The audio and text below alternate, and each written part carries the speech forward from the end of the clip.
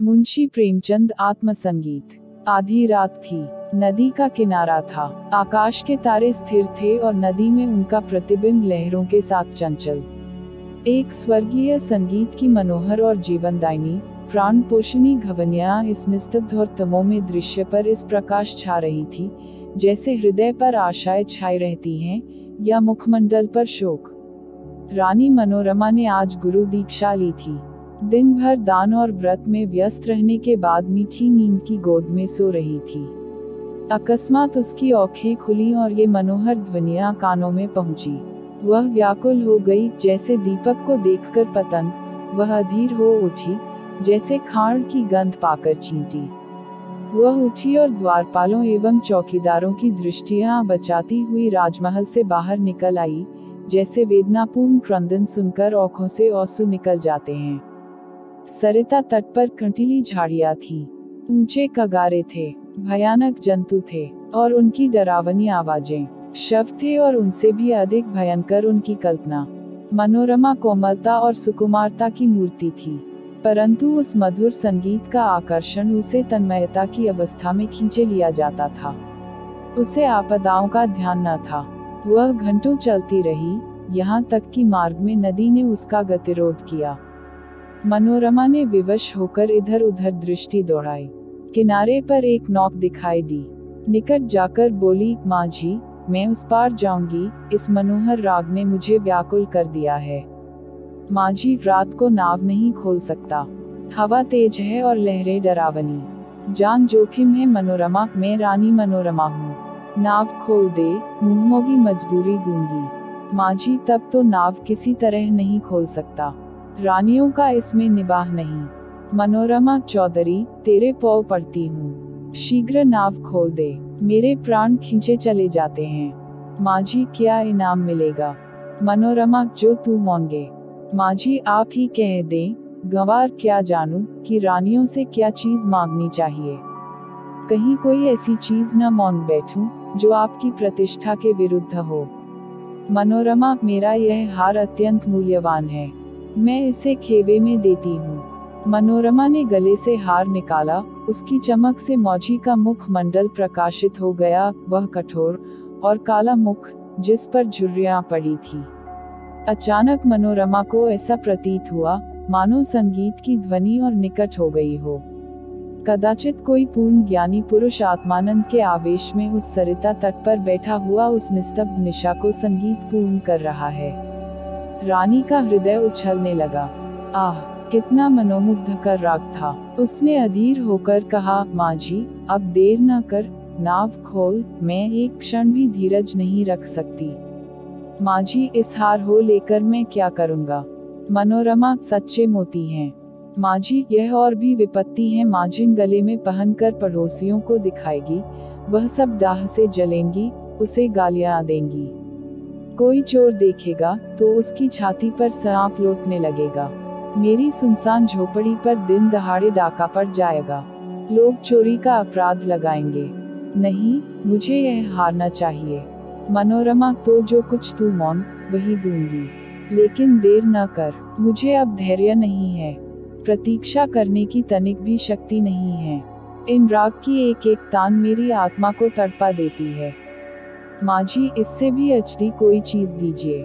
मनोरमा, अरे निर्दयी, तू मुझे बातों में लगाए रखना चाहता है। मैं जो देती है वह लेता नहीं, स्वयं कुछ मांगता नहीं। तुझे क्या मालूम मेरे हृदय की इस समय क्या दशा हो रही है।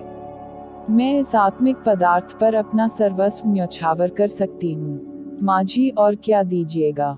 मनोरमा, मेरे पास इससे बहुमूल्य और कोई वस्तु नहीं है, लेकिन तू अभी नाव खोल दे तो प्रतिज्ञा करती हूँ कि तुझे अपना महल दे दूंगी, जिसे देखने के लिए कदाचित तू भी कभी गया हो। विशुद्ध श्वेत पत्थर से बना है, भारत में इसकी तुलना नहीं। माझी, हंसकर उस महल में रहकर मुझे क्या आनंद मिलेगा? उल्टे मेरे भाई बंधु शत्रु हो जाएंगे। इस नौक पर अंधेरी रात में भी मुझे भय न लगता। औधी चलती रहती है और मैं इस पर पड़ा रहता हूँ, किंतु वह महल तो दिन ही में फाड़ खाएगा। मेरे घर के आदमी तो उसके एक कोने में समा जाएंगे। और आदमी कहाँ से लाऊंगा, मेरे नौकर चाकर कहाँ, इतना माल असबाब कहाँ, उसकी सफाई और मरम्मत कहाँ से कराऊंगा। उसकी फुलवारियाँ सूख जाएंगी, उसकी क्यारियों में गीदड़ बोलेंगे और अटारियों पर कबूतर और अबाबिलें घोंसले बनाएंगी। मनोरमा अचानक एक तन्मय अवस्था में उछल पड़ी। उसे प्रतीत हुआ कि संगीत निकटतर आ गया है। उसकी सुंदरता और आनंद अधिक प्रखर हो गया था, जैसे बत्ती उकसा देने से दीपक अधिक प्रकाशवान हो जाता है। पहले चित्ताकर्षक था, तो अब आवेशजनक हो गया था। मनोरमा ने व्याकुल होकर कहा, आह, तू फिर अपने मुंह से क्यों कुछ नहीं मांगता। आह, कितना विरागजनक राग है, कितना विह्वल करने वाला। मैं अब तनिक धीरज नहीं धर सकती। पानी उतार में जाने के लिए जितना व्याकुल होता है, श्वास हवा के लिए जितनी विकल होती है, गंध उड़ जाने के लिए जितनी व्याकुल होती है, मैं उस स्वर्गीय संगीत के लिए उतनी व्याकुल हूँ। उस संगीत में कोयल की सी मस्ती है, पपीहे की सी वेदना है, श्यामा की सी विह्वलता है, इससे झरनों का सा जोर है, औधी का सा बल। इसमें वह सब कुछ है, इससे विवेकाग्नि प्रज्वलित होती, जिससे आत्मा समाहित होती है और अंतःकरण पवित्र होता है। माझी, अब एक क्षण का भी विलंब मेरे लिए मृत्यु की यंत्रणा है। शीघ्र नौक खोल। जिस सुमन की यह सुगंध है, जिस दीपक की यह दीप्ति है, उस तक मुझे पहुंचा दे। मैं देख नहीं सकती, इस संगीत का रचयिता कहीं निकट ही बैठा हुआ है, बहुत निकट। माझी, आपका महल मेरे काम का नहीं है, मेरी झोपड़ी उससे कहीं सुहावनी है। मनोरमा, हाय, तो अब तुझे क्या दूं? यह संगीत नहीं है, यह इस सुविशाल क्षेत्र की पवित्रता है, यह समस्त सुमन समूह का सौरभ है, समस्त मधुरताओं की माधुरी है, समस्त अवस्थाओं का सार है।